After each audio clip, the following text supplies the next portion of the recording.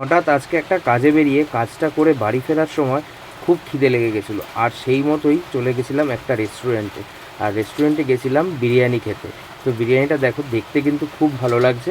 এবার খেতে কেমন হয় সেটা দেখার পালা। আর ফার্স্টেই তো আলুটা যে কি নরম আর সেরকম গরম, মানে হাত দিয়ে ধরতেও পারছি না।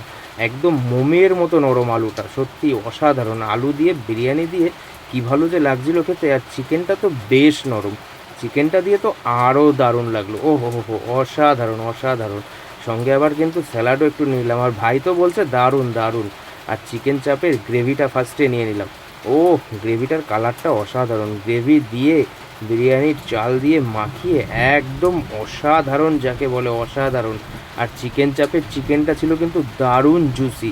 দেখো চিকেন চাপের চিকেনটা, ওফ ওফ, অসাধারণ। কি ভালো যে লাগছে দেখতে, আর খেতে তো অসাধারণ। এক গ্রাস মুখে দিতে না দিতেই আমার তো মনে হলো যেন, হা কি দারুণ, কি